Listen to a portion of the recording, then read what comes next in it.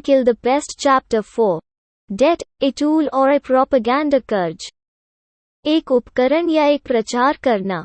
एक बार की बात है, एक छोटे से शहर में जिसे सोनपुर कहा जाता है, विभिन्न व्यवसायों और व्यवसायों के गंगा लोग शांति से रहते थे और समन्वय, जबकि कुछ लोग अपनी जमीन जोतते थे और फसल उगाते थे। दूसरों ने उनके शिल्प कौशल का उपयोग उन्हें सामान और सेवाएं प्रदान करने के लिए किया, और अन्य लोग कुछ ऐसे थे जो व्यापार में भी शामिल थे और आसपास के गांवों से सामान और सेवाएं खरीदते और बेचते थे। इन वस्तुओं और सेवाओं के आदान प्रदान का प्राथमिक माध्यम धातु थे, सिक्के जो राज्य के कोषाध्यक्ष द्वारा ढाले जा रहे थे जिन्होंने शासन किया था।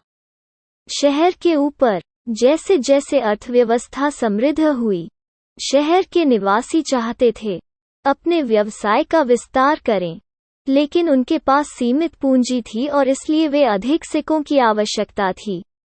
साथ ही ऐसे लोग भी थे जिन्हें मिलने के लिए सिक्कों की आवश्यकता थी। उनकी कुछ व्यक्तिगत जरूरतें।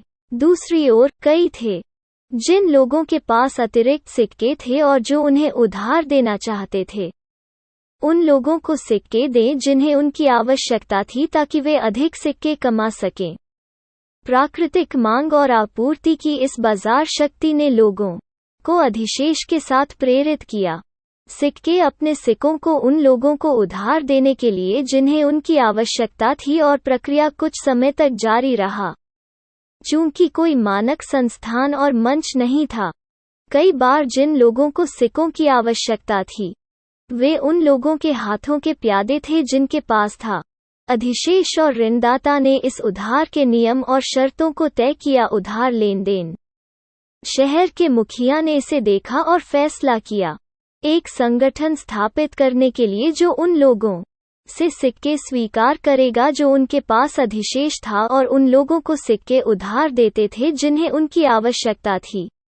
इस प्रकार एक संगठन की स्थापना की गई और इसका नाम पीपुल्स बैंक रखा गया।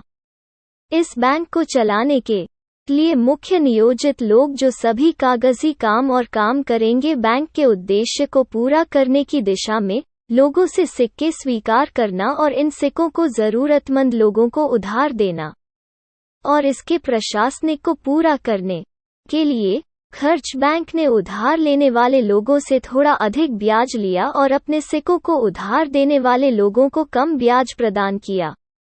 इस प्रकार मार्जिन के माध्यम से अपना लाभ कमा रहा है। जब बैंक ने काम करना शुरू किया तो उसके शीर्ष प्रबंधन को एहसास हुआ कि वास्तव में बैंक की कमाई उधार देने से हुई, क्योंकि जो लोग इससे उधार लिए गए धन को उनके पास जितना था उससे अधिक वापस करना पड़ा उधार। साथ ही उन्होंने महसूस किया कि लोगों से सिक्के स्वीकार करना एक इसके लिए देयता के रूप में पैसा समय की अवधि के बाद वापस किया जाना था, के साथ जोड़ा ब्याज। इसलिए शीर्ष प्रबंधन ने उत्पाद बनाने के बारे में सोचा, ऋण उत्पाद, जिसे वे लोगों को बेच सकें और अधिक कमाई शुरू कर सकें। जिस उद्देश्य से बैंक की स्थापना की गई थी, एक मानक प्रदान करने के लिए मंच जहां लोग अपने अधिशेष सिक्के और लोगों को जमा कर सकते थे। जरूरत उन सिक्कों को उधार ले सकती थी, बदल गई थी।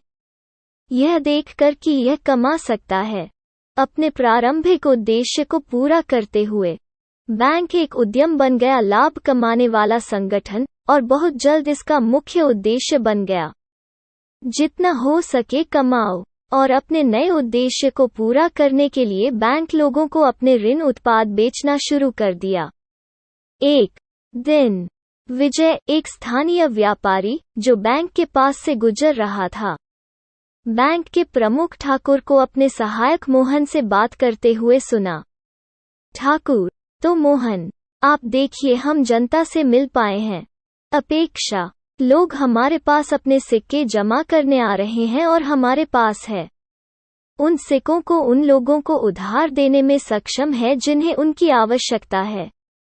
मोहन, हाँ सर, ऐसा लगता है कि हम कोई नेक काम कर रहे हैं। यह मुझे बनाता है वास्तव में खुश महसूस करो। ठाकुर, सच है, लेकिन क्या आपने ध्यान दिया है कि जब हम एक बैंक के रूप में पैसा कमाते हैं, क्या यह तब है जब हम लोगों से जमा के रूप में सिक्के स्वीकार करते हैं या जब हम उधार देते हैं वो सिक्के? मोहन, यह तब होता है जब हम उन सिक्कों को उधार देते हैं। उधारकर्ता बहुत भुगतान करता है। हम अपने जमाकर्ता को जितना भुगतान करते हैं उससे अधिक ब्याज हमें मिलता है। यह उतना ही सरल है जितना वह। ठाकुर, सही। हमारे उधारकर्ता हमारे वास्तविक ग्राहक हैं जो काम करते हैं। हमारे पैसे को अतिरिक्त ब्याज के साथ वापस करना मुश्किल है, और जितना अधिक वे उधार लेते हैं, हम जितना अधिक पैसा कमाते हैं। मोहन, लेकिन यह हमारा उद्देश्य नहीं है। श्रीमान, हम यहाँ एक प्रदान करने के लिए हैं, मंच, ताकि हम ऋणदाता और उधारकर्ता को जोड़ सकें और ये लोगों को उधार देने के लिए लोगों की तलाश में समय बिताने की ज़रूरत नहीं है या से उधार लेना। साथ ही बैंक की स्थापना के साथ जोखिम व्यक्तियों के साथ जुड़े हुए को समाप्त कर दिया गया है क्योंकि हमें स्थापित किया गया है हमारे ग्राम प्रधान की मदद से और लोगों को हम पर ज्यादा भरोसा है व्यक्तियों।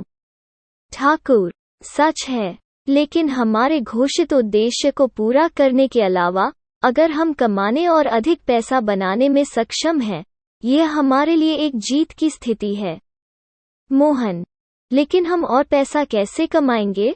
ठाकुर, यह तब होता है जब हम लोगों को अधिक पैसे उधार लेने के लिए प्रोत्साहित करते हैं।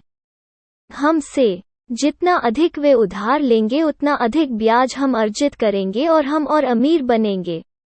मोहन, लेकिन हम लोगों को हमसे और उधार लेने के लिए कैसे मनाएं? ये लोग बहुत ईमानदार और नेक होते हैं। वे अपने साधनों के भीतर रहते हैं और उधार लेना उनका अंतिम उपाय है। वे तभी उधार लेते हैं जब और कुछ नहीं उनके लिए काम करता है। साथ ही उधार के पैसे पर जीना एक अभिशाप के समान है, इसलिए उन्हें वे सम्मान के साथ रहते हैं और उनसे बिना पैसे उधार लिए जाते हैं। एक वास्तविक आवश्यकता बहुत कठिन होगी। ठाकुर, कौन कहता है कि पैसे उधार लेने की वास्तविक आवश्यकता है? हम एक कृत्रिम जरूरत पैदा करेगा और इसे इस तरह से ग्लैमराइज करेगा कि लोग पैसे के लिए भीख मांगने आएंगे। मोहन, सॉरी सर, मुझे समझ नहीं आया। ठाकुर, क्या आपने देखा है कि उधार लिया हुआ पैसा लोगों को क्या करने देता है? करना। मोहन, उधार के पैसे से लोग सामान खरीद सकते हैं जिसे वे अपनी नियमित आय से नहीं खरीद सकते। ठाकुर, सही। तो क्या आपको नहीं लगता कि हमें लोगों को प्रोत्साहित करना चाहिए अधिक पैसा उधार लेना? मोहन, लेकिन उधारी से जुड़ी बहुत सी समस्याएं हैं। सबसे पहले, उधार के पैसे से लोग अधिक खर्च करने के लिए इच्छुक होंगे, चूंकि वे वो पैसा खर्च करेंगे जो उन्हें अभी कमाना है। कोई नहीं होगा जब वे उधार के सिक्कों को खोलते हैं तो उससे भावनात्मक दर्द जुड़ा होता है। दूसरा, लोगों को अतिरिक्त ब्याज के साथ पैसा वापस करना होगा। तो एक में अधिकांश मामलों में इन लोगों की भविष्य की आय को लाभ नहीं होगा उन्हें, लेकिन जिस बैंक ने उन्हें पैसा उधार दिया है और वे नहीं होंगे अपनी वित्तीय स्थिति में सुधार करने में सक्षम। और सभी संभावना में ये लोग बैंक में आय लाने के लिए कड़ी मेहनत करते रहेंगे। ठाकुर, हाँ, और हम यही चाहते हैं। हम चाहते हैं कि वे उधार लें, पैसा खर्च करें और हमें ब्याज दिलाने के लिए लगातार काम करें।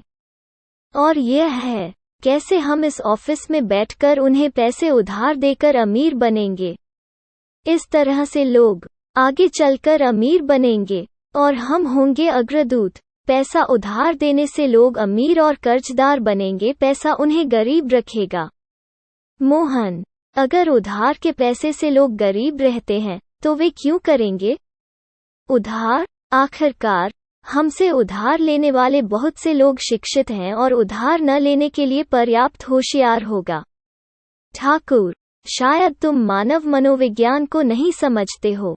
वे तत्काल संतुष्टि चाहते हैं और उनके निपटान में उपलब्ध उधार के साथ वे अपनी मनचाही चीजें तुरंत खरीद सकेंगे।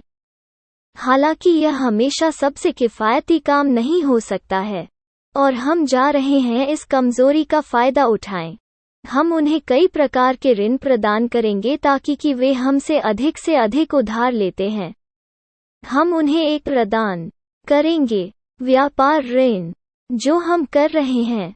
इसके अतिरिक्त हम करेंगे उन्हें आवास ऋण, मवेशी खरीदने के लिए ऋण प्रदान करें, गाड़ी खरीदना, घरेलू सामान और किराने का सामान खरीदने के लिए ऋण और सामान्य प्रयोजन के लिए ऋण। हम विभिन्न ऋण उत्पादों को जोड़ते रहेंगे। हमारे पोर्टफोलियो के लिए हम उन्हें उधार लेने की आदत डालेंगे ताकि वे जीवन भर किसी को खरीदकर उधार लेते रहते हैं।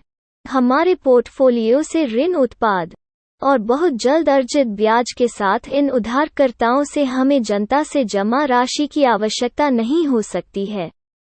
आगे उन्हें उधारकर्ताओं को उधार दें। हमारे पास सिक्कों का अपना पूल होगा और हम उस ब्याज को कम कर देंगे जो हम अपने जमाकर्ताओं को अपने के रूप में भुगतान करते हैं। उन पर निर्भरता कम हो जाती और इससे हमारी वृद्धि होगी। आगे लाभ। मोहन, मेरे लड़के, मुझे यकीन है कि हम अमीर बनने जा रहे हैं, बहुत अमीर। हमें बस लोगों को हमसे पैसे उधार लेने की जरूरत है।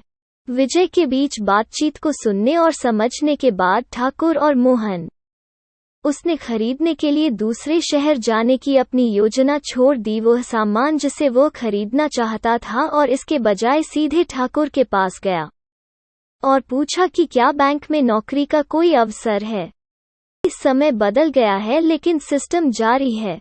आइए अब हम अपने वर्तमान समय पर आते हैं और देखते हैं कि भविष्यवाणी कैसी होती है। हमारे बैंक प्रमुख ठाकुर डॉट पर थे।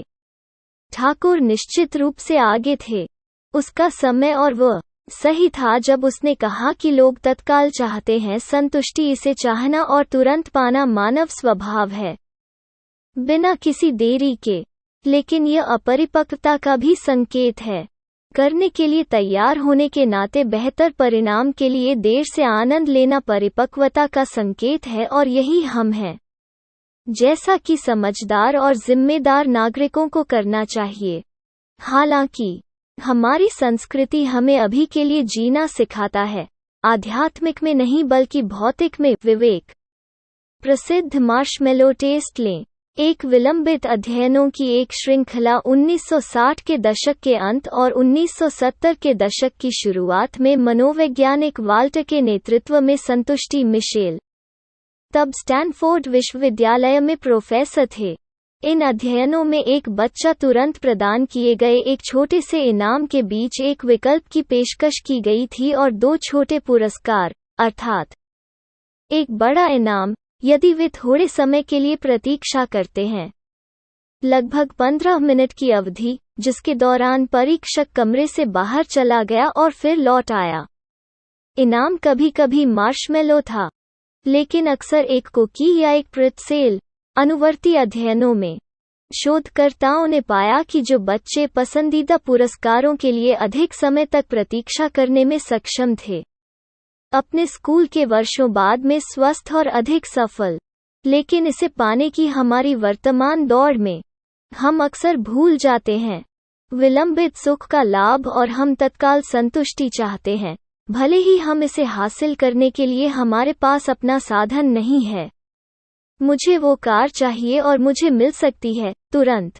हाँ, इसके लिए मुझे कर्ज में डूबने की जरूरत है, लेकिन मेरे पास एक स्थिर नौकरी है और मैं ईएमआई का भुगतान कर सकता हूँ। तो चलिए एक हैचबैक खरीदते हैं।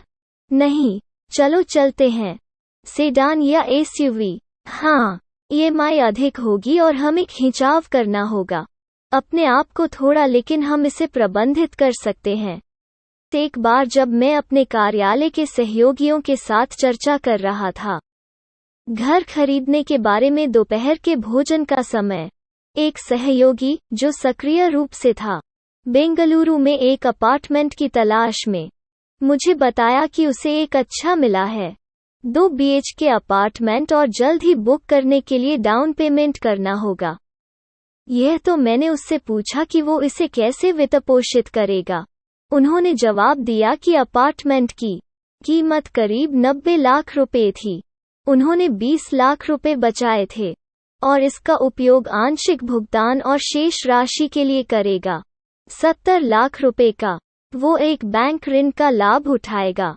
फिर मैंने उसे थपथपाया और पूछा क्या होगा यदि उसके पास 90 लाख रुपए उपलब्ध हों। क्या वो अब भी बैंक लेगा, ऋण या भुगतान पूरी तरह से अपने दम पर करे? इस पर उन्होंने जवाब दिया कि अगर वो उसके पास 90 लाख रुपए थे तो उसके पास 2 BHK के लिए जाने का कोई कारण नहीं होगा, बल्कि वो 4 BHK या रो हाउस या पॉश में एक विला के लिए भी जाएगा। इलाके 90 लाख रुपए का डाउन पेमेंट करें और बैंक ऋण का लाभ उठाएं, शेष राशि को निधि दें। तथ्य यह है कि हमारी वर्तमान पीढ़ी को का विचार बेच दिया गया है। उधार लेना ताकि वे कर्ज, उधार और के बिना जीवन की कल्पना न कर सकें। क्रेडिट कार्ड हम पर बार बार और इतने जोश के साथ कर्ज बेचा गया है कि अधिकांश लोग यह कल्पना नहीं कर सकते कि न होना कैसा होगा। मासिक भुगतान। डेव रैमसे ने अपनी पुस्तक द टोटल मनी में मेकओवर कहता है, जिस तरह गुलामी में पैदा हुए दास कल्पना नहीं कर सकते स्वतंत्रता, हम वर्तमान कामकाजी पीढ़ी यह नहीं जानते कि यह क्या होगा। हमारे कंधों पर बिना कर्ज के जागने की तरह हो हम रहे हैं। विज्ञापनों और प्रचार मेलों के साथ लगातार बमबारी और यह मानने लगे हैं कि कर्ज जीवन का एक तरीका है। जैसा कि किसी ने सही किया है, कहा कि यदि आप अक्सर पर्याप्त जोर से और काफी देर तक झूठ बोलते हैं, मिथक को एक तथ्य के रूप में स्वीकार किया जाएगा। जब आप नहीं होते हैं तो कर्ज आपको अमीर महसूस कराता है। पहले लोग घर जैसी किसी चीज के लिए कर्ज लेते थे, तब वे कारों के लिए ऋण लेना शुरू किया और धीरे धीरे वे ऋण लेने के लिए स्नातक हो गए हैं। सोफे, रेफ्रिजरेटर और मोबाइल फोन के लिए यदि आप पर ध्यान दिया गया है, खुदरा विक्रेताओं द्वारा फर्नीचर और इलेक्ट्रॉनिक सामानों पर लगाए गए मूल्य टैग, आप ध्यान दिया होगा कि वस्तु का खुदरा मूल्य लगाने के अलावा वे EMI राशि भी चिपकाते हैं। वे जानते हैं कि चूंकि लोग सबसे ज्यादा खर्च करते हैं उनके वेतन का, जिनमें से एक बड़ा हिस्सा पिछले महीने के क्रेडिट कार्ड का भुगतान करने के लिए जाता है, बिल, उनके पास 50,000 रुपए का सोफा खरीदने के लिए कोई अधिशेष नहीं होगा। तो कैसे क्या वे अपने उत्पाद बेचते हैं?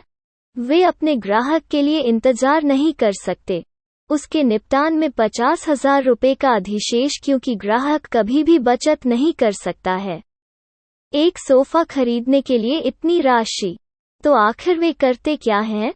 वे सप्लाई करते हैं उनके ग्राहक को, नहीं तो आसान EMI विकल्प लेने की अनुमति देकर उनके सहयोगी बैंक या गैर बैंकिंग वित्त कंपनी NBFC से ऋण, और ग्राहक उस सोफे के साथ चला जाता है और फिर भी एक और EMI का भुगतान किया जाना है अगले 12 महीनों में। और क्या अधिकांश लोग नहीं हैं वास्तविक कीमत के आधार पर उन बड़ी टिकट की खरीदारी को खरीदना भुगतान कर रहे हैं, लेकिन EMI पर उन्हें EMI की अपनी मौजूदा सूची में प्रबंधन करने की आवश्यकता है, और ऐसा करने पर वे कुल राशि का लगभग 2 या 3 गुना भुगतान करते हैं। उत्पाद की वास्तविक कीमत। एक बार जब मैंने एक अग्रणी बैंक के ऑनलाइन पोर्टल में लॉग इन किया, तो मैंने इसके रंगीन डैशबोर्ड पर चमक रहे कुछ विज्ञापनों पर ध्यान दिया। विज्ञापन कुछ इस तरह चले, विजय ने खरीदी अपनी सपनों की कार। क्या करना है वो करता है, हमारा कार लोन चुने। एक और था, दीपिका हमेशा खरीदारी करती हैं, उसका दिल बाहर।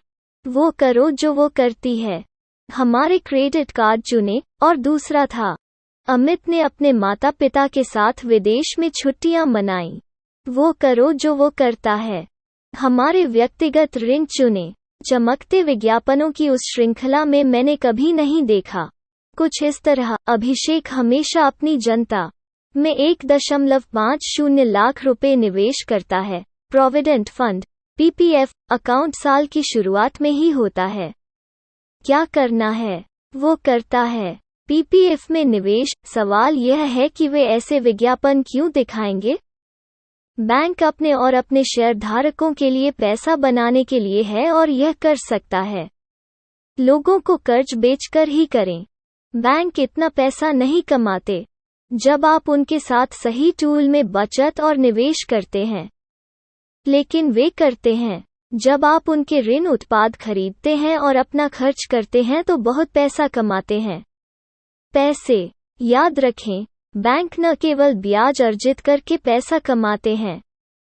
ऋण जो उन्होंने अभी आपको बेचा है, उन्हें खुदरा विक्रेताओं से भी कटौती मिलती है जब आप खुदरा विक्रेताओं को भुगतान करने के लिए उनके कार्ड या इंटरनेट पोर्टल का उपयोग करते हैं, तो ये उनके लिए दोहरा फायदा है। और हाँ, खुदरा विक्रेता भी इस सेटअप का आनंद लेते हैं बैंकों और खुद के बीच, क्योंकि उनके लिए बेचना आसान हो जाता है। ग्राहक की क्रय शक्ति की चिंता किए बिना माल ग्राहक आमतौर पर कृत्रिम रूप से अपनी क्रय शक्ति को बढ़ाते हैं। कोई आश्चर्य नहीं कि बैंक सिर्फ इतना पैसा खर्च करते हैं। विज्ञापन दें कि आपको 5% की छूट या किसी प्रकार की छूट कैसे मिलेगी। कैशबैक। जब आप किसी विशेष से आइटम खरीदने के लिए उनके कार्ड का उपयोग करते हैं। दुकान। मुझे अभी तक एक विज्ञापन देखना बाकी है जहां मुझे अतिरिक्त 1 की पेशकश की जाती है प्रतिशत या 0.5% भी जब मैं कुछ सरल उपकरणों में निवेश करता हूं जैसे पीपीएफ या उनसे टर्म प्लान इंश्योरेंस खरीदें। दोहराव मिथकों और झूठ को सच में बदल देता है। दोहराव, मात्रा और दीर्घायु एक मिथक को मोड़ देंगे और बदल देंगे, या इससे भी बदतर चीजों को करने के आम तौर पर स्वीकृत तरीके से झूठ बोलना। और यही है आज की दुनिया में हो रहा है। पूरी आबादी को ठगा गया है। घिनौने कामों को स्वीकार करना और यहाँ तक कि धीरे धीरे उनमें भाग लेना सच से झूठ की ओर बढ़ना। पूरे इतिहास में विकृत तर्क, युक्तिकरण और वृद्धिशील परिवर्तनों ने सामान्य रूप से अनुमति दी है। बुद्धिमान लोगों को हास्यास्पद चीजों के पक्ष में होना चाहिए। प्रचार और निहित रुचि, विशेष रूप से, ने इन चीजों को होने देने में एक बड़ी भूमिका निभाई है। यह प्रचार किसी सरकार या राजनीतिक दल का नहीं बल्कि लोगों के कुछ समूहों के बारे में जो चाहते हैं कि हम उस तरह से सोचें जैसे यह उनकी सेवा करता है। उद्देश्य और उस लक्ष्य को पूरा करने के लिए कौन किसी भी हद तक जाएगा। वित्तीय और बैंकिंग क्षेत्र, विशेष रूप से, हमें सिखाने में बहुत अच्छा है। पैसे को संभालने का उनका तरीका, जो निश्चित रूप से हमें उनकी खरीदारी करने के लिए प्रेरित करता है। उत्पाद और सेवाएं। इसी तरह जौहरी अपना प्रचार करते हैं और तो रियल एस्टेट डेवलपर्स और उपभोक्ता उत्पाद कंपनियां करते हैं। तो ये कंपनियां इस तरह का प्रोपेगेंडा क्यों चलाती हैं और इसके पास क्या है? प्रचार का नेतृत्व किया।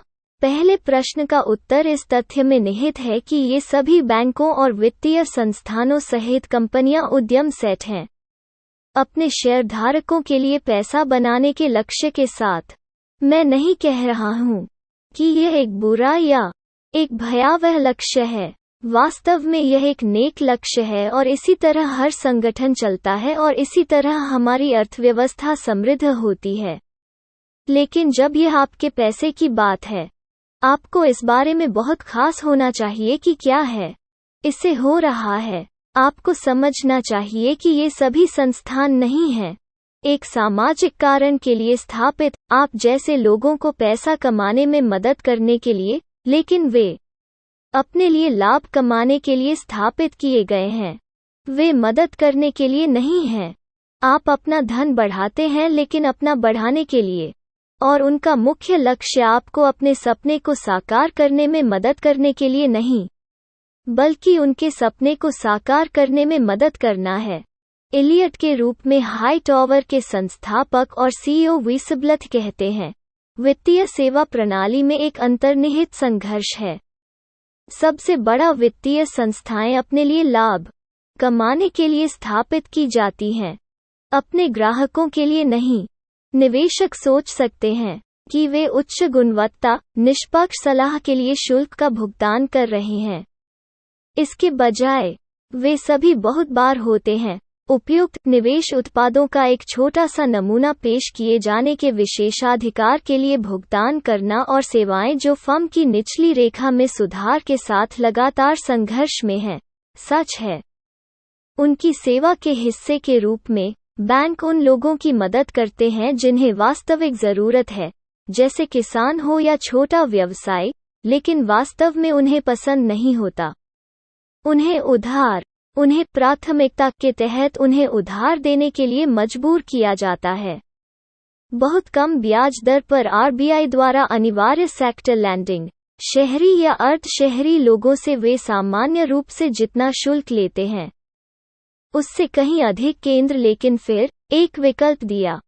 कोई भी बैंक लोगों को उधार देना नहीं चाहेगा जिन्हें पैसों की सख्त जरूरत है।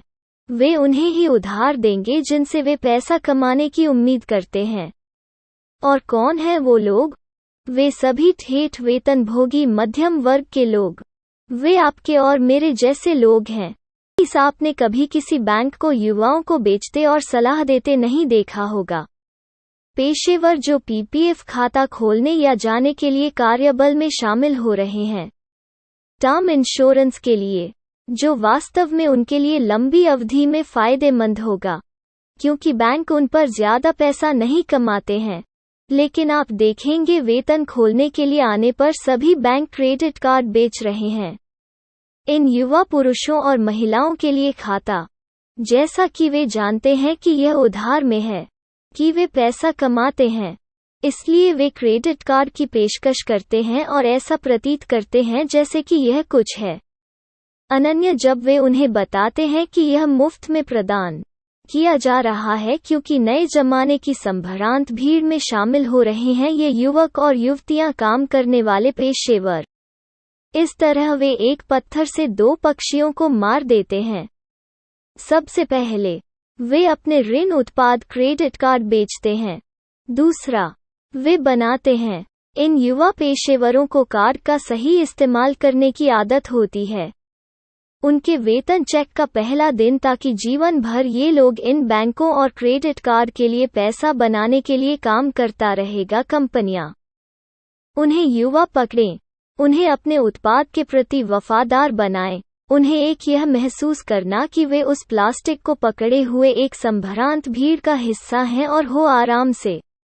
ये लोग कमाएंगे, प्लास्टिक का इस्तेमाल कर खर्च करेंगे और वे आपके लिए ब्याज आय और कमीशन लाएंगे जब आप सोते हैं या युवा लोगों के एक और समूह को पकड़ते हैं। कार्यबल में शामिल होना। अब दूसरे प्रश्न पर आते हैं। इस तरह के प्रचार का क्या कारण है? उन्होंने मिथक बनाए हैं और झूठ को सच में बदल दिया है। जनता द्वारा व्यापक रूप से स्वीकार किया गया है। लोग मानने लगे हैं, इन मिथकों में और कार्रवाई कर रहे हैं जो इनके अनुरूप हैं।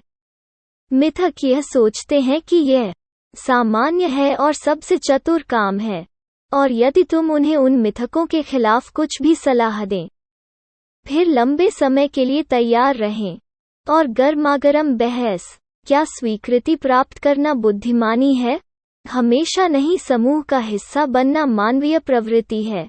जब कोई खड़ा होता है तो वो एक बाहरी व्यक्ति बन जाता है और भयभीत महसूस करता है कि उसे स्वीकार नहीं किया जाएगा समूह, और कि उसे एक वैध कारण देना होगा कि वो क्यों नहीं है समूह का हिस्सा। इसलिए वो उस चीज में भाग लेता है जिसे भीड़ पहचानती है सामान्य, भले ही वो मूर्ख हो, और क्लब में स्वीकृति प्राप्त करता है। हम सभी ने बंदरों पर किए गए प्रसिद्ध अध्ययन के बारे में सुना है। उनकी झुंड मानसिकता को समझें। यदि आपने इसे नहीं सुना है तो पढ़ने का समय आ गया है इसके बारे में, और यदि आप इसे पहले से जानते हैं तो यह आपकी याददाश्त को ताज़ा करने का समय है। यह कुछ इस प्रकार है। कुछ वैज्ञानिकों ने बंदरों के एक समूह को एक में बंद कर दिया। केंद्र में सीढ़ी के साथ कमरा, और सीढ़ी के ऊपर कुछ पके केले रखे थे। जब भी कोई बंदर चढ़ना शुरू करेगा सीढ़ी, वैज्ञानिक बाकी बंदरों को ठंडे पानी से भिगो देंगे। थोड़ी देर बाद हर बार एक बंदर सीढ़ी पर चढ़ गया। बाकी सब वे उसे नीचे खींचेंगे और पीटेंगे क्योंकि उन्हें डर था कि वे फिर से ठंडे पानी में भिगो देंगे। कुछ समय बाद कोई बंदर नहीं प्रलोभन की परवाह किए बिना सीढ़ी पर चढ़ने का साहस किया।